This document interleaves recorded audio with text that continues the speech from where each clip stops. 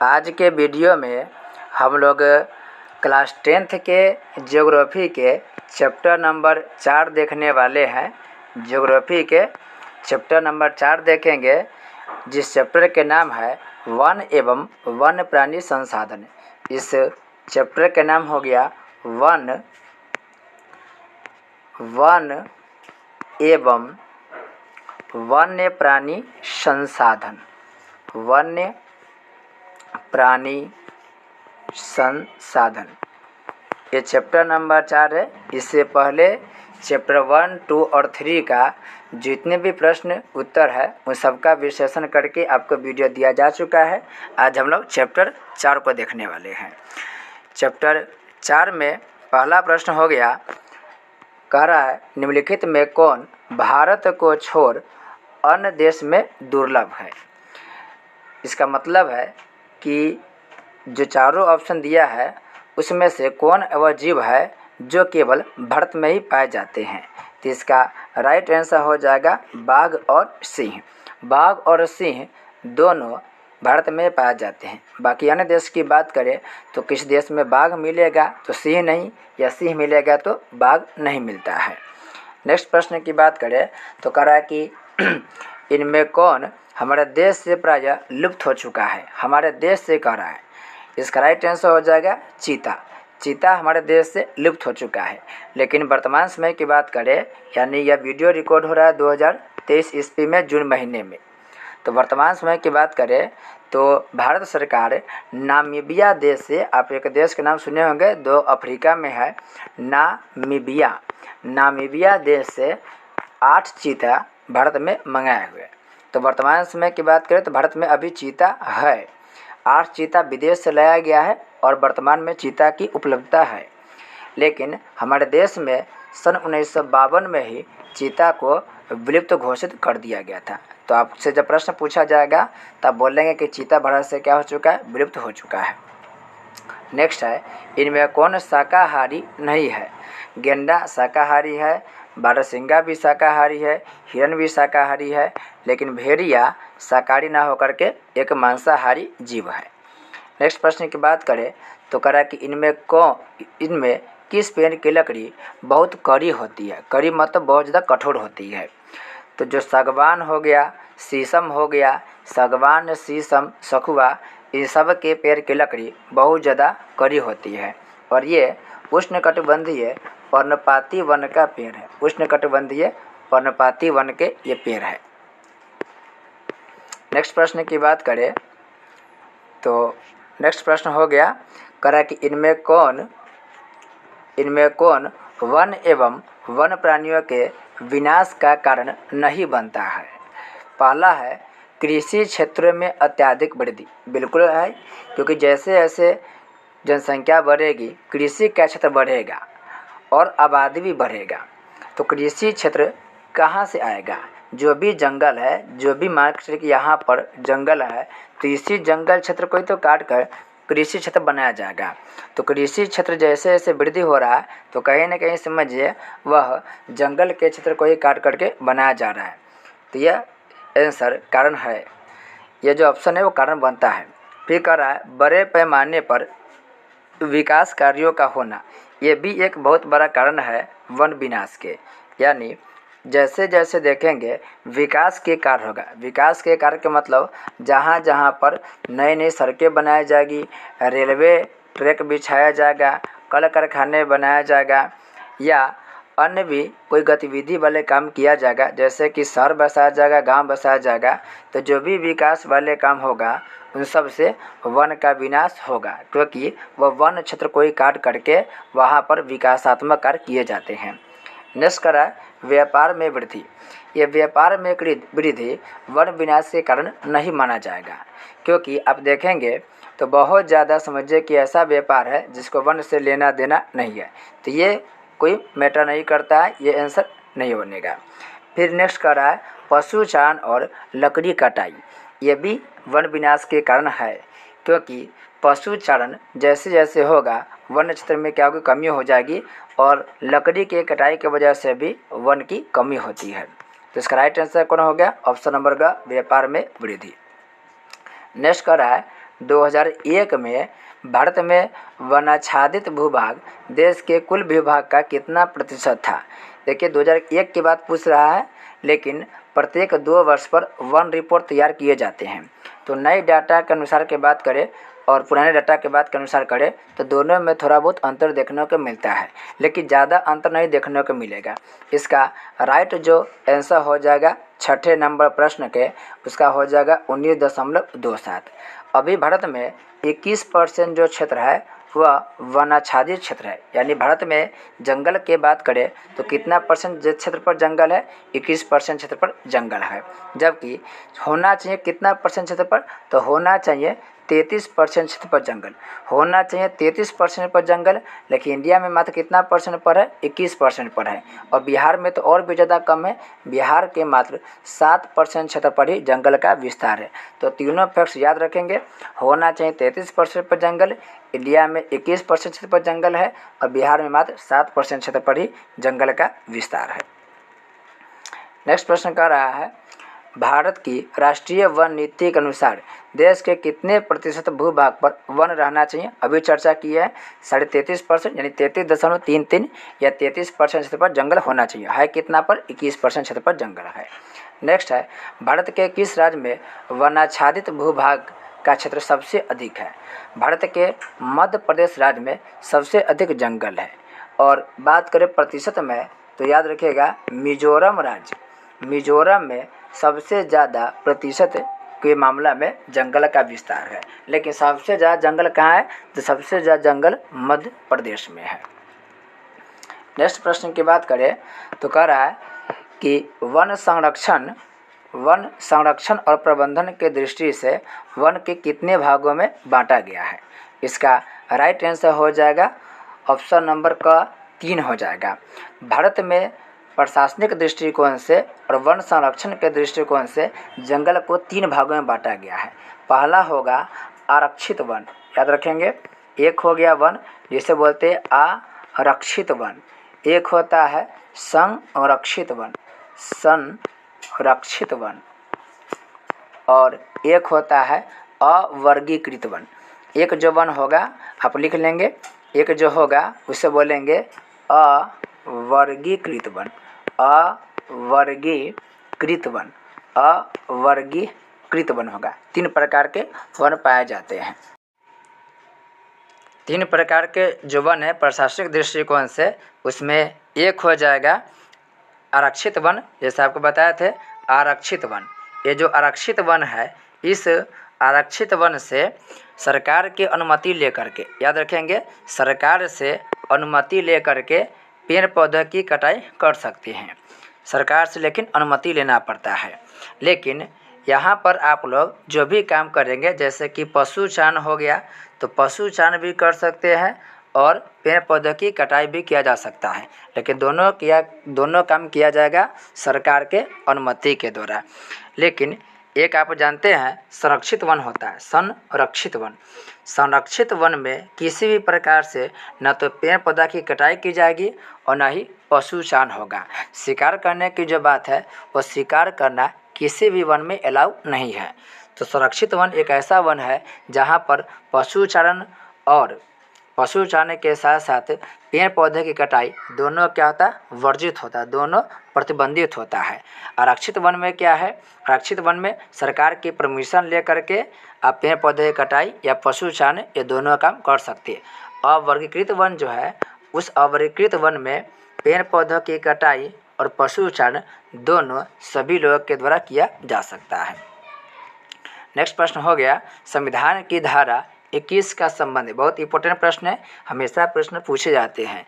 इसका संबंध हो गया वन्य जीव और वनस्पतियों के संरक्षण से, वन्य जीव और वनस्पतियों के संरक्षण से। याद रखेंगे संविधान के धारा 21 हो गया, संविधान की धारा 47 हो गया, 48 हो गया और 51 AKG, याद रखेंगे 51 AKG।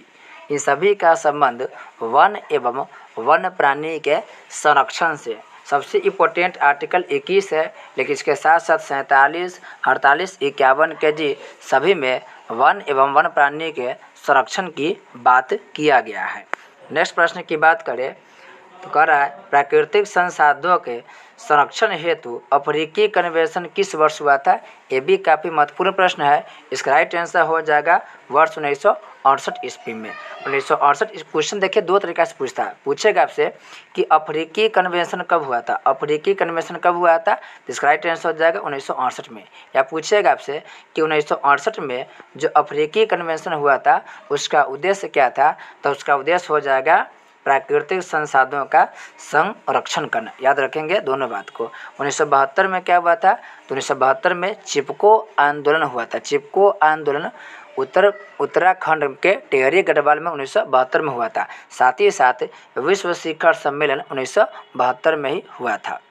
नेक्स्ट प्रश्न हो गया, भारत के राष्ट्रीय पक्षी कौन है। बड़ा आसान प्रश्न है जी, ये मोर हो जाएगा। राष्ट्रीय पक्षी मोर हो जाएगा। और राष्ट्रीय पशु की बात करें तो राष्ट्रीय पशु बाघ हो जाएगा। नेक्स्ट हो गया, भारत में सफ़ेद बाघ के प्रजनन केंद्र किस राज्य में स्थापित किया गया है। यह ओडिशा राज्य में स्थापित किया गया। ओडिशा में कहाँ, तो नंदन कानन वन में सफ़ेद बाघ के प्रजनन केंद्र स्थापित किया गया। प्रजनन केंद्र के मतलब क्या है, एक ऐसा समझिए कि वहाँ पर भौगोलिक परिवेश तैयार करना जहाँ पर आसानी से बाघ या कोई भी जीव का जो प्रजनन करना है उसको छोड़ दिया जाए और वो अपनी संख्या में वृद्धि कर सके। तो प्रजनन के मतलब होता है अपनी जैसे संतान को उत्पन्न करना। और ये कहाँ पर किया गया, तो उड़ीसा के नंदनकानन में। इसके साथ साथ याद रखेंगे मध्य प्रदेश में एक स्थान है मुरैना। मध्य प्रदेश के मुरैना जो स्थान है यहाँ पर घड़ियाल प्रजनन केंद्र बनाया गया है। घड़ियाल प्रजनन केंद्र बनाया गया है मध्य प्रदेश के मुरैना नामक स्थान में। और राजस्थान की बात करें तो राजस्थान में ये भी ध्यान रखेंगे, राजस्थान में गिद्ध प्रजनन केंद्र बनाया गया। राजस्थान में क्या बनाया गया है, तो राजस्थान में गिद्ध प्रजनन केंद्र बनाया गया है। नेक्स्ट प्रश्न की बात करें तो कह रहा है कि किस वर्ग के विलुप्त प्रजातियों की संख्या सबसे अधिक है। इसका राइट आंसर हो जाएगा वनस्पति वर्ग। जो वनस्पति वर्ग है, इस वनस्पति ये जो वर्ग है इसकी विलुप्त प्रजातियों की संख्या सबसे ज़्यादा है। नेक्स्ट है, किस भाग में मैंग्रोव वन का विस्तार सबसे अधिक है। इसका राइट आंसर हो जाएगा सुंदरवन। पश्चिम बंगाल में सुंदरवन है और यहाँ पर मैंग्रोव वन का विस्तार सबसे अधिक है। हालांकि अभी वर्तमान समय की बात करें तो अंडमान निकोबार द्वीप समूह पर मैंग्रोव वन का विस्तार ज़्यादा है। आपसे जब प्रश्न पूछा जाएगा कि जहाँ पर भी बाढ़ ग्रसित इलाका होता है या सुनामी ग्रस्त इलाका होता है उन क्षेत्रों में किस प्रकार के वन लगाए जाते हैं, तो वहाँ पर मैंग्रोव वन लगाए जाते हैं। मैंग्रोव वन के वजह से बाढ़ की रोकथाम और समुद्र के लहर के भी रोकथाम किया जाता है। तो याद रखेंगे मैंग्रोव वन का विकास किया जाता है जहाँ पर बाढ़ और सुनामी का खतरा हो, क्योंकि मैंग्रोव जो वन है ये बहुत ज़्यादा पानी के जो शक्ति होता है उसको रोकता है, उसके रफ्तार को कम कर देता है और ये बहुत ज़्यादा घना होता है। इसका जो जड़ होता है वो पानी में सड़ता है, जिससे कि ये मैंग्रोव वन है, जिसका मैंग्रोव पेड़ है, ये बहुत ज़्यादा क्या होगा इस तरह से गुच्छा में ये लगा होता है और ये बहुत ज़्यादा पानी के अंदर बहता है, जिससे कि ये पूरा का पूरा हिस्सा किसके अंदर है, पानी का हिस्सा है। लेकिन ये जल्दी सड़ता नहीं है और बहुत ज़्यादा संख्या में होने की वजह से ये पानी के रफ्तार को क्या कर देता है, ये पानी के रफ्तार को बिल्कुल रोक देता है। नेक्स्ट प्रश्न की बात करें तो अगर कि चरक का संबंध किस देश से है। काफ़ी महत्वपूर्ण यह भी है, चरक का संबंध भारत से है। ये जो चरक है ये भारत के बहुत बड़े समझिए कि जो चिकित्सा शास्त्र हुआ उनके जनक है। ये चरक का संबंध किससे है, चरक का संबंध किससे जी, चिकित्सा से है।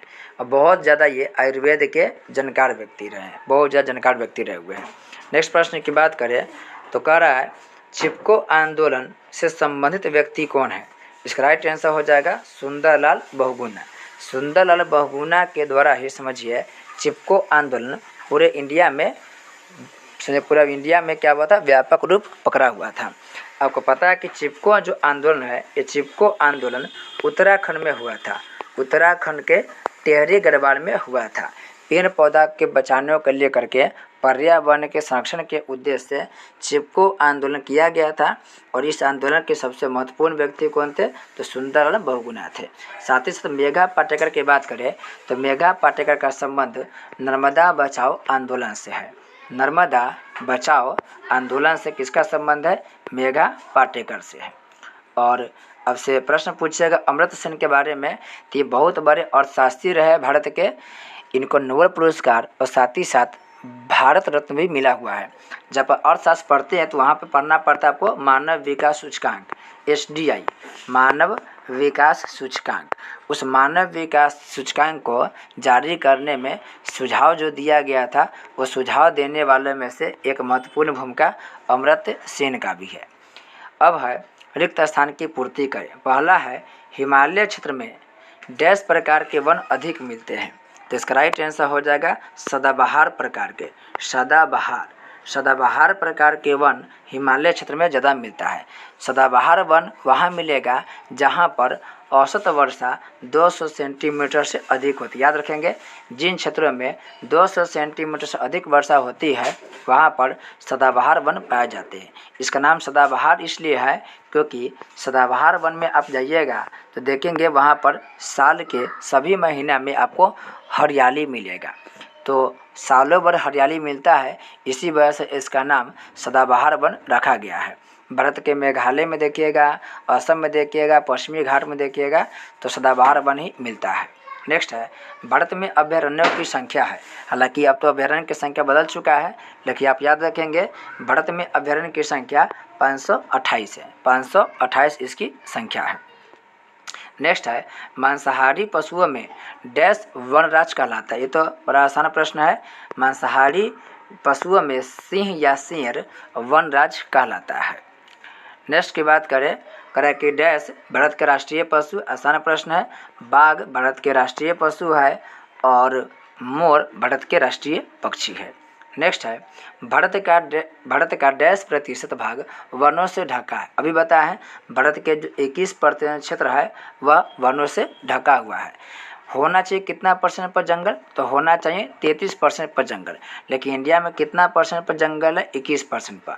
अब बिहार में कितना है? तो बिहार में मात्र 7% पर ही जंगल का विस्तार है। नेक्स्ट प्रश्न की बात करें तो कि राजस्थान का डैश पक्षी विहार भारत में सबसे बड़ा है। राजस्थान में याद रखेंगे घाना पक्षी अभयारण्य है। घाना पक्षी अभयारण्य राजस्थान में है। यहाँ पर दूर दूर से पक्षी आते हैं और ये भारत के सबसे बड़ा पक्षी विहार है। भारत में सबसे बड़ा पक्षी विहार है। बिहार में बात करें तो बिहार में घाना की तरह ही कांवर झील है और ये कांवर झील में भी बहुत ज़्यादा पक्षी आते हैं।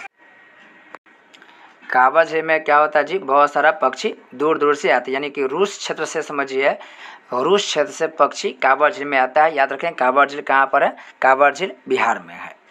नेक्स्ट प्रश्न की बात करें तो कि कान्हा अभयारण्य डैश में है और काजीरंगा डैश में है। ये जो कान्हा अभयारण्य है यह भारत के मध्य प्रदेश में। कान्हा कहाँ है? तो कान्हा भारत के मध्य प्रदेश में। कान्हा हो गया, पन्ना हो गया, सतपुरा हो गया, संजय ढुबरी हो गया, ये सभी मध्य प्रदेश में है। और काजीरंगा की बात करें कि जो काजीरंगा है ये भारत के असम में है। तो असम में आप 2 अभयारण्य राष्ट्रीय उद्यान को याद रखेंगे। एक राष्ट्रीय उद्यान हो गया काजीरंगा जो यहाँ पर दिया हुआ है, और एक है मानस और काजीरंगा दोनों भारत के असम राज्य में स्थित है। तो दोनों को याद रखेंगे, काफ़ी इंपॉर्टेंट है। हालांकि आपको लास्ट में, वीडियो के लास्ट में जो भी प्रमुख राष्ट्रीय उद्यान होगा उनकी चर्चा भी कर दिया जाएगा। अब है वर्षा वन, दे रहा है कि उष्ण वर्षा वन। तो जो उष्ण वर्षा वन है वह पश्चिमी घाट से संबंधित। कहाँ से होगा? पश्चिमी घाट से। कैसे होगा समझिए। जैसे भारत के आप देखेंगे तो ये वाला इलाका देखेंगे, ये गुजरात हो गया, और ये जो इलाका है यह है पश्चिमी घाट। इसे पश्चिमी घाट बोलते हैं और इस इलाका को पूर्वी घाट बोलते हैं। भारत में क्या है, जब इधर अरब सागर से मानसून आती है तो अरब सागर के मानसून यहाँ पर खूब ज़्यादा टकराती है और यहीं पर टकरा करके सबसे ज़्यादा वर्षा यहाँ पर कराती है। तो इस जगह पर देखेंगे आप तो बहुत ज़्यादा वर्षा होती है, इसलिए इन क्षेत्र पर आपको वर्षा वन देखने को मिलेगा। तो उष्ण वर्षा वन कहाँ मिलेगा? पश्चिमी घाट में, क्योंकि यहाँ पे गर्मी भी रहता है और कहीं ना कहीं यहाँ पे वर्षा की मात्रा भी बहुत ज़्यादा होती रहता है। तो भारत के पश्चिमी घाट में और इसके साथ साथ मेघालय में भी आपको सदाबहार वन यानी कि उष्ण वर्षा वन मिलेगा। नेक्स्ट है उष्ण पर्णपाती वन। ये जो उष्ण पर्णपाती वन है ये आपको मिलेगा उड़ीसा में। उड़ीसा में उष्ण पर्णपाती वन। पर्णपाती वन कहाँ मिलेगा? तो जहाँ पर 100 से लेके 200 सेंटीमीटर वर्षा होगा वहाँ पर उष्ण पर्णपाती वन दिखाई देता है।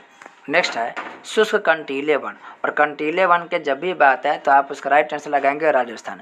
राजस्थान में चूँकि 50 सेंटीमीटर से भी वर्षा कम होती है, अधिकांश जगह पर 50 सेंटीमीटर से कम वर्षा होती है, इसलिए वहाँ पर कंटीला वन पाया जाता है। जहाँ पर वर्षा कम होगी वहाँ पर कंटीला वन मिलेगा। नेक्स्ट है शीतोष्ण पर्वतीय वन। तो पर्वतीय वन की बात हो रहा है तो पर्वतीय वन क्या होगा? हिमाचल प्रदेश में, क्योंकि हिमाचल प्रदेश में देखेंगे तो आपको क्या मिलेगा? पर्वत मिलेगा। तो हमारा जितने भी समझिए कि ऑब्जेक्टिव प्रश्न था वो सब कवर हो गया। अब हम लोग जल्दी से क्या करें? तो भारत में जो भी राष्ट्रीय उद्यान है, जो महत्वपूर्ण राष्ट्रीय उद्यान है, उनकी चर्चा जल्दी से कर लेते हैं। तो आप लोग जल्दी से नोट भी करते चल जाएंगे। जैसे सबसे मेन क्वेश्चन पूछता है जिम कॉर्बेट से।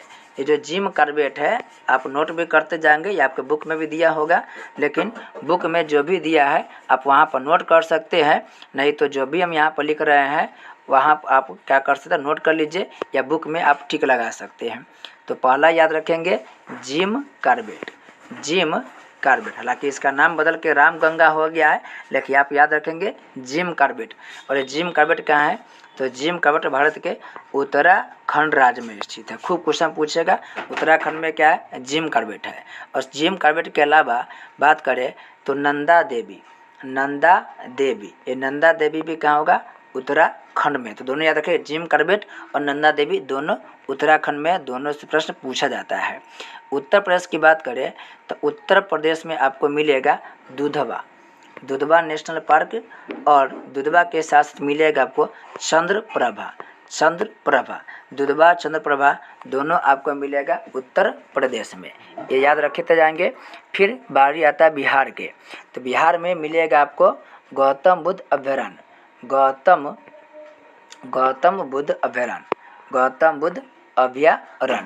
और एक मिलेगा वाल्मीकि नगर। तो वाल्मीकि नगर और गौतम बुद्ध अभयारण्य ये दोनों मिलेगा आपको बिहार में। इसके साथ बात करें पश्चिम बंगाल के, तो पश्चिम बंगाल में आपको मिलेगा सुंदरवन। मोस्ट वीआई है सुंदरवन, ये मिलेगा आपको पश्चिम बंगाल में। पश्चिम बंगाल के बात करें तो आपको सिक्किम में मिलेगा, सिक्किम में कंचनजंगा। सिक्किम में क्या मिलेगा? कंचनजंगा राष्ट्रीय उद्यान सिक्किम मिलेगा।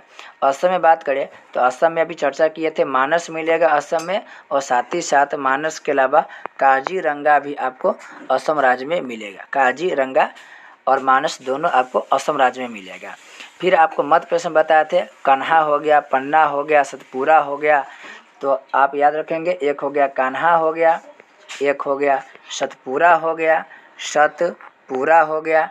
फिर आपको मिलेगा, याद रखेंगे, संजय ढुबरी हो गया। हालांकि संजय ढुबरी कोई खास नहीं पूछेगा आपसे, लेकिन फिर भी याद रख लेंगे।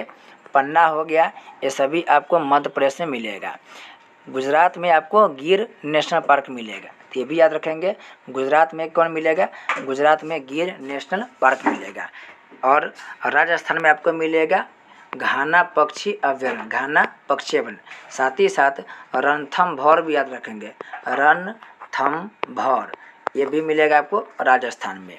साथ ही साथ रणथंभौर के अलावा आप एक याद रखेंगे सरिस्का। ये जितने भी पॉइंट लिखा गया है उसको या तो आप कॉपी में नोट कर ले, या आप लोग क्या कर सकते हैं, आपके बुक में जो दिया होगा उसे आप लोग उसमें टिक लगा सकते हैं। तो आप देख सकते हैं पूरा का पूरा जितना ही महत्वपूर्ण तथ्य था वो सबकी चर्चा कर दिया गया है। इस अन्य वीडियो में हम लोग इसके सब्जेक्टिव प्रश्नों को देखेंगे। तो मिलते हैं एक नए वीडियो के साथ, तब तक के लिए आपको बहुत बहुत धन्यवाद।